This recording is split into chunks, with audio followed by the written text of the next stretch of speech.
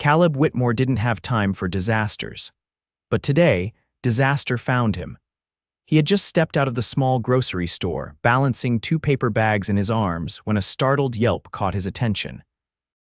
His head snapped toward the sound, just in time to see a woman trip over a loose piece of sidewalk. Her grocery bags went flying, apples rolling into the street, a carton of eggs cracking against the pavement. Without thinking, Caleb jogged over. "Are you okay?" he asked, crouching beside her. The woman groaned, pushing herself up onto her elbows. She was stunning long chestnut hair, sharp cheekbones, and eyes that burned with frustration. She looked more annoyed than hurt. "I swear that sidewalk is out to get me," she muttered. Caleb chuckled and started gathering her groceries, placing what was salvageable back into the bag. "You're lucky you didn't hit your head." She sat up fully, brushing dirt off her expensive coat. "Yeah, well, lucky isn't exactly how I'd describe today." Caleb handed her the bag. "Here." "I think the eggs are a lost cause, though." She looked at the mess, sighed, then turned back to him. "Thanks, you didn't have to do that," he shrugged. "It's the right thing to do." Her lips twitched, almost like she wanted to smile but was too stubborn to do it. "Well, I appreciate it," Caleb nodded, then stood. "Take care." He adjusted his grip on his own groceries and turned to leave, but before he could take 2 steps, a small voice called out, "Dad!" A little boy, no older than 6, came running toward him, his dark curls bouncing with each step. Caleb bent down just in time to catch him. "Hey, buddy, you ready to head home?" The woman's eyebrows lifted slightly as she watched the interaction. "Your son," Caleb nodded, ruffling the boy's hair. "Yeah, this is Wesley." Wesley looked up at her with big, curious eyes. "Did my dad help you?" She smiled, and this time it wasn't hesitant. "He did." Wesley beamed proudly. "He's a hero," Caleb laughed. "All right, let's not go that far." The woman stood, brushing off the last of the dust from her coat. "Well, Wesley, you've got a pretty great dad." Wesley nodded enthusiastically. "I know," Caleb shook his head. "All right, kiddo, let's get going." He glanced at the woman one last time. "Take care." She hesitated, then extended her hand. "Juliette Vaughn." Caleb took it, her palm soft against his rougher one. "Caleb Whitmore." Juliette's grip was firm, confident. "Nice to meet you, Caleb." He nodded, then walked off, Wesley chattering beside him. He didn't think much of the encounter. Just a woman who had fallen, a good deed done. Nothing more. But Juliette Vaughn wasn't just any woman. She was the CEO of Vaughn Enterprises, and she wasn't going to forget Caleb Whitmore anytime soon. Juliette sat in the back seat of her sleek black car, tapping her fingers against her knee, replaying the moment in her head. Caleb Whitmore, a single dad, clearly struggling but still kind enough to stop and help a stranger. It wasn't often she met anyone like that, someone who did the right thing without expecting anything in return. Her driver glanced at her through the rearview mirror. "Miss Vaughn, everything all right?" She blinked, shaking off her thoughts. "Yeah. Just thinking." She hadn't planned on stopping by the grocery store herself today. Usually, someone else handled things like that. But after an exhausting week of back-to-back meetings, she'd needed a break. She had needed something normal. And somehow, that normal had come in the form of Caleb Whitmore and his son. "Miss Vaughn," her driver continued, "you have a meeting in an hour with the board." She sighed. Right, back to reality. But as she stared out the window, she realized something. For the first time in a long time, she didn't want to go back to reality. She wanted to know more about the man who had picked up her groceries. And she would. Caleb wasn't expecting to see her again. After all, what were the chances? The city was enormous, and she had the kind of presence that suggested she belonged somewhere far above his world, where people wore tailored coats that probably cost more than his monthly rent and rode in sleek black cars with drivers. But life had a strange way of proving him wrong. It was 2 days later when he stepped into the small diner where he usually grabbed coffee before work. Wesley had been dropped off at school, and Caleb had just enough time to enjoy a quiet moment before another long shift at the construction site. What he didn't expect was to find Juliette Vaughn sitting at the counter, stirring a cup of coffee as if she belonged there. She looked up the second he entered, and something flickered in her expression: recognition, maybe even something close to relief. "You," she said, setting her spoon down. Caleb hesitated, thrown by the fact that she was here in this small, worn-down diner that barely had working air conditioning. Me, Juliette tilted her head slightly. I didn't expect to see you again. That makes two of us, he admitted, stepping forward. You come here often. Her lips twitched. Not really, but I wanted to. He slid onto the stool beside her. You wanted to. She tapped her fingers against her cup. You helped me the other day. I figured I owed you a coffee at least. Caleb blinked, caught off guard. He wasn't used to people like her, polished, powerful, going out of their way for someone like him. You don't owe me anything, Juliette shrugged. Maybe not, but I'd like to.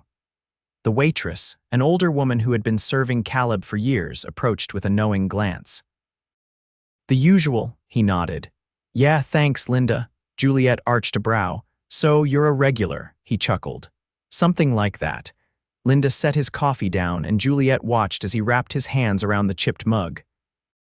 So tell me, Caleb Whitmore, she said, her voice light but searching, what do you do when you're not rescuing strangers from unfortunate sidewalk incidents? He leaned back slightly, studying her. I work construction. Her gaze swept over him, landing on the calluses on his hands, the faint smudge of dust on his jacket. Makes sense, she murmured. What about you? He asked, though he had a feeling she was more than just someone who could afford an expensive coat. She hesitated, then said, I run a company. Caleb lifted a brow. Just like that. You run a company. Juliette sipped her coffee. It's not that interesting. Somehow he doubted that, but he didn't push. Instead, he found himself watching her, noticing the way she carried herself not just with confidence, but with something else, something heavier. Like she was always thinking, always calculating. She glanced at him. Why are you looking at me like that? Caleb took a sip of his coffee before answering. Trying to figure you out. Juliette let out a small laugh. Good luck with that. Something about the way she said it, like she was daring him, made him want to try. But before he could say anything else, her phone buzzed. She glanced at it, and whatever she saw made her jaw tighten. I have to go, she said, setting some cash on the counter. Caleb nodded, but before she could leave, he found himself asking, Will I see you here again? Juliette met his gaze, and for a second, something softened in her expression. Maybe, she said, then she was gone. Caleb stared at the door for a moment, then shook his head, wondering what exactly he had just gotten himself into. Caleb didn't expect Juliette to return to the diner. But 5 days later, there she was, walking through the glass door like she belonged among the cracked vinyl seats and the scent of fresh coffee. She spotted him immediately, her gaze sharp yet unreadable. Without hesitation, she slid into the seat across from him.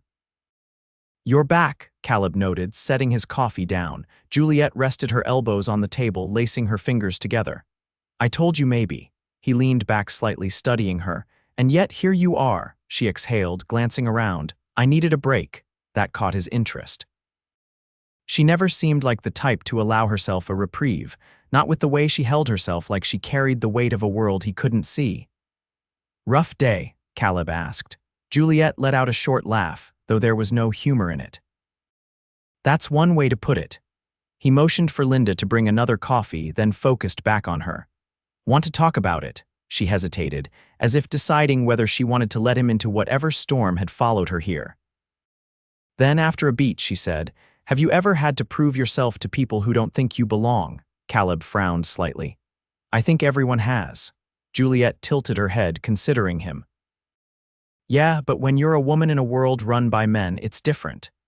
He didn't argue because he knew she was right. Instead, he waited, sensing she had more to say.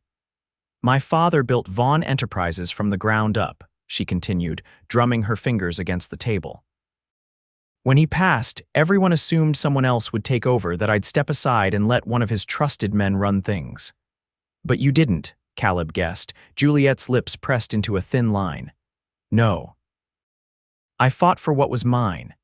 There was steel in her voice, a determination that made him respect her even more. And they still don't think you belong, he asked. She let out a slow breath.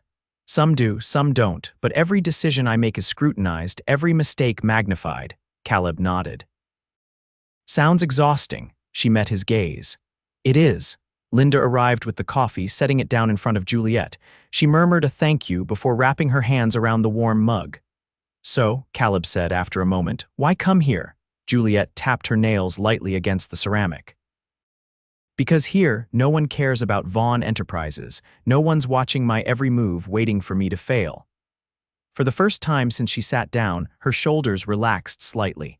Caleb watched her, something settling in his chest. This woman who had the world at her feet had chosen to sit across from him, to share a part of herself he doubted many people ever saw. He didn't know what that meant, but he knew he liked it. "You ever think about walking away from it all?" he asked. Juliette lifted the cup to her lips, pausing just before taking a sip. Every day. And there it was, the truth beneath the polished exterior. Before he could respond, her phone buzzed against the table. She glanced at the screen, and whatever she saw made her expression tighten. "I have to go," she said, setting some cash down before standing. Caleb didn't stop her, but as she reached the door, he called out, "Juliette." She turned, waiting. "Don't let them win." Something flickered in her eyes, something unreadable. Then, with a small nod, she pushed open the door and disappeared into the city. Caleb sat there long after she was gone, staring at the empty seat across from him. And for the first time in a long time, he found himself wanting something he knew he shouldn't. Juliette wasn't sure when it had happened. Maybe it was the first time Caleb had looked at her like she was just another person, not Juliette Vaughn, CEO of a multi-billion-dollar company. Maybe it was the way he had listened, really listened, without trying to fix her problems or tell her what to do. Or maybe it was the fact that, for the first time in years, she had found a place where she didn't have to prove herself. Whatever the reason, she knew one thing for certain. She was falling for him, and it terrified her. Sitting in her office, surrounded by towering windows that overlooked the city she had fought to control, she found herself staring at her phone, her thumb hovering over his name. She had never asked for his number. He had given it to her one evening outside the diner, slipping the small piece of paper into her hand with a quiet, "In case you ever need to talk." She had told herself she wouldn't use it, that she didn't have time for distractions. But then a board member had accused her of being too emotional in a meeting, and then an investor had implied she wouldn't last another year. And then she had found herself here, gripping her phone like it was a lifeline. Before she could talk herself out of it, she pressed the call button. The line rang twice before his voice came through, warm and steady. "Juliette," she exhaled, releasing a breath she hadn't realized she was holding. "Hey, everything okay?" She hesitated. She had spent so much of her life pretending to be unshakable, but with him, the truth came easier than it should. "Not really." He was quiet for a moment, then said, "Where are you?" "In my office." "Stay there, I'll be right over." She frowned. "Caleb, you don't have to, I want to." And just like that, the conversation was over. Less than an hour later, her assistant poked her head into the office. "There's a man downstairs asking for you, says his name is Caleb Whitmore." Juliette didn't even think. "Send him up." When the elevator doors opened, he stepped out, looking out of place in his work jacket and worn boots, but standing like he belonged anywhere he chose to be. He didn't say anything at first. Just looked at her, really looked at her, like he could see right through the polished exterior to the woman underneath. Then quietly he asked, "You okay?" She shook her head. "Not really." Without hesitation, he crossed the room, stopping just close enough that she could feel the warmth of him. "Talk to me." She did. She told him about the meeting, about the way they had looked at her like she was a mistake waiting to happen. About the exhaustion that never seemed to fade, and he listened. When she finally finished, he said, "You know what I think?" She arched a brow. "What?" "I think they don't know who they're dealing with." For the first time that day, something in her chest eased. "You're stronger than all of them combined," he continued, "and they know it. That's why they're trying so hard to push you down." She swallowed against the sudden lump in her throat. "You really believe that?" He reached out, tucking a strand of hair behind her ear. "I believe in you." Something inside her cracked. Without thinking, she surged forward, pressing her lips to his. He stilled for only a second before responding, his hands coming up to cradle her face, his mouth warm and sure against hers. When they finally pulled apart, he rested his forehead against hers, breathing unsteady. "I've wanted to do that for a while," he admitted. Juliette let out a soft laugh. "Me too." He smiled, brushing his thumb over her cheek. "So what now?" She thought about it. About the risks, the complications.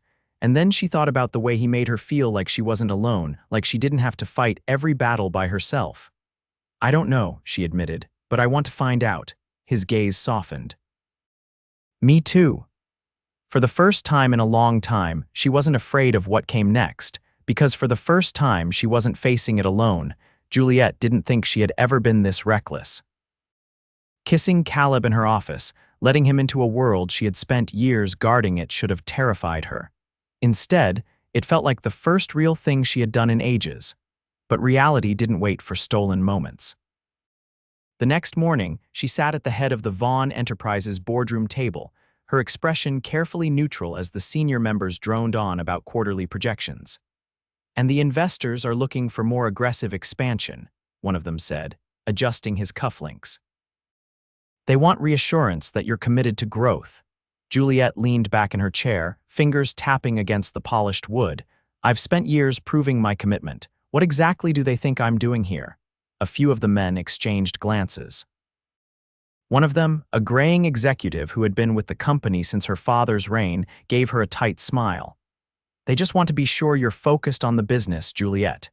The way he said it made something in her stomach tighten. Focused, as if she wasn't. As if she hadn't sacrificed everything for this company. Lifting her chin, she met his gaze head-on. "I suggest they judge me by results, not by assumptions." Silence filled the room, heavy with unspoken words. She didn't know if they had heard whispers, if someone had seen her with Caleb, or if they were simply looking for another reason to doubt her. Either way, she wasn't about to let them dictate her life. As soon as the meeting ended, she strode out of the building, pulling out her phone before she could second-guess herself. Caleb answered on the second ring. "Juliette." "I need to get out of here," she said, already heading toward the curb. "Are you free?" There was a pause then. "Where are you?" "Outside my office." "Stay there." Minutes later, a familiar truck pulled up. It was a stark contrast to the polished sedans and town cars lining the street, but Juliette didn't care. She climbed in, exhaling as the door shut behind her. Caleb glanced at her as he pulled into traffic. "Rough morning," she let out a dry laugh. "Something like that." He didn't push for details, just drove, letting the city blur past them until the towering buildings gave way to open roads. Juliette finally relaxed, leaning her head against the seat. "Where are we going?" "You'll see." Minutes later, he pulled into a quiet park on the edge of the city, the kind of place she never would have thought to go. It wasn't extravagant, just a stretch of green, a scattering of trees, and a small pond reflecting the afternoon sun. Caleb shut off the engine and turned to her. "Come on." She hesitated, then followed him out of the truck. The air smelled like grass and earth, the sounds of the city distant now. He led her to a bench beneath a tree, sitting down and stretching his legs out. "This is where you wanted to take me?" she asked, arching a brow. Caleb grinned. "You needed to get out of your office, now you're out." Despite herself, she laughed. He watched her for a moment, then said, "You don't always have to be in control, you know." Juliette looked away, staring out at the water. "If I'm not, who will be?" Caleb was quiet for a long moment. Then softly he said, "Maybe you don't have to fight alone." Something in her chest ached at the words. She had spent so long proving herself, so long pushing forward without looking back, that she had never stopped to consider what it might feel like to have someone standing beside her. She turned to him, her voice quieter now. "I don't know how to do that." Caleb reached for her hand, threading his fingers through hers. "Then let's figure it out together." Juliette squeezed his hand, the warmth of his touch grounding her. For the first time, she let herself believe that maybe, just maybe, she didn't have to do everything alone. Juliette wasn't used to letting people in, but with Caleb, it was different. Days turned into weeks, and what had started as stolen moments in the diner grew into something more. They met in the quiet corners of the city, away from the watchful eyes of those who would scrutinize her every move. Caleb never pushed, never asked for more than she could give, but he was always there, steady, unwavering. One evening, she found herself in his small apartment, curled up on his worn-out couch while Wesley built a tower out of mismatched blocks. It was a stark contrast to the pristine, impersonal luxury of her penthouse, but here, in this space filled with warmth and laughter, she felt something she hadn't in a long time. Peace. "Pizza or Chinese?" Caleb asked, standing in the tiny kitchen, phone in hand. Surprise me, she replied, watching as Wesley carefully balanced another block on his tower. The boy grinned up at her. It's almost as tall as me, Juliette smiled, reaching out to steady the structure. You're an architect in the making, Wesley's eyes widened. What's an architect? Caleb chuckled as he leaned against the counter. Someone who designs buildings. The boy considered this for a moment. That sounds cool, Juliette nodded. It is, and you'd be great at it. Wesley beamed before returning to his masterpiece. Caleb watched the exchange, something unreadable in his expression. Later, after Wesley had fallen asleep, they sat on the balcony, the city stretching out before them. Juliette held a glass of wine, the cool night air brushing against her skin. You're good with him, Caleb said, his voice soft. She glanced at him. He's a great kid, he exhaled, rubbing the back of his neck. I wasn't sure how this would work, you and me. Our worlds are so different. Juliette set her glass down, turning to face him fully. I don't care about that. He met her gaze, searching. Are you sure? She reached for his hand, lacing her fingers with his. I've never been more sure of anything. His thumb brushed over her knuckles. Then I'm all in. A weight she hadn't realized she was carrying lifted, but the world wasn't ready to let them be. The next morning, as she stepped into her office, her assistant hurried toward her, looking pale. You need to see this. Juliette took the tablet, her stomach tightening as she saw the headlines splashed across the screen. A photograph of her and Caleb leaving his apartment late last night, her coat draped over her shoulders, his hand on the small of her back. CEO Juliette Vaughn's secret romance, who is the mystery man. She inhaled sharply, willing herself to stay calm. Do you want me to arrange a statement? Her assistant asked hesitantly. Juliette's mind raced. She could deny it, spin it, make it disappear. But for the first time, she didn't want to. No, she said firmly. Let them talk. The rest of the day was chaos. Calls from investors, board members demanding explanations, reporters waiting outside the building. But through it all, she held her ground. That evening, she arrived at Caleb's apartment, knowing he had seen the news. He opened the door, concern etched into his face. Are you okay? He asked immediately. Instead of answering, she stepped inside, shutting the door behind her. I don't want to hide, she said. Caleb studied her. Are you sure? This isn't just about us anymore. She nodded. I've spent my whole life worrying about what people think. I don't want to do that with you. He reached for her, his hands settling on her waist. Then we do this together. Relief flooded her, and she leaned into him, pressing her forehead against his. I love you, she whispered, the words slipping out before she could stop them. Caleb stilled, then pulled back just enough to look at her. Slowly, a smile spread across his face. Say that again, she exhaled a soft laugh. I love you. He kissed her, slow and deep. When they parted, he rested his forehead against hers. I love you too. The next morning, she walked into Vaughn Enterprises, head held high. The board had called an emergency meeting, their expressions tense as she entered the room. One of them cleared his throat. Juliette, the media frenzy, she raised a hand, silencing him. My personal life is not up for discussion. Another executive frowned. But the investors will see that this does not affect my ability to run this company. Silence filled the room. Then, slowly, one of the senior members nodded. As long as you continue delivering results, that's all that matters. She had won. That evening, she met Caleb on the rooftop of her building, the city glittering below them. Everything okay? He asked, wrapping an arm around her waist. She turned to him, smiling. More than okay. He reached into his pocket, pulling out a small velvet box. Juliette's breath caught. Caleb. He opened it, revealing a simple yet elegant ring. I don't care about the headlines, the board, or the world. I just care about you, he said. Marry me. Tears pricked her eyes. Yes. He slid the ring onto her finger before pulling her into a kiss, sealing their future. Months later, they stood in front of family and friends, exchanging vows. As they danced beneath the stars, Juliette rested her head against Caleb's chest, the steady beat of his heart grounding her. For the first time in her life, she wasn't just fighting to prove herself. She was home.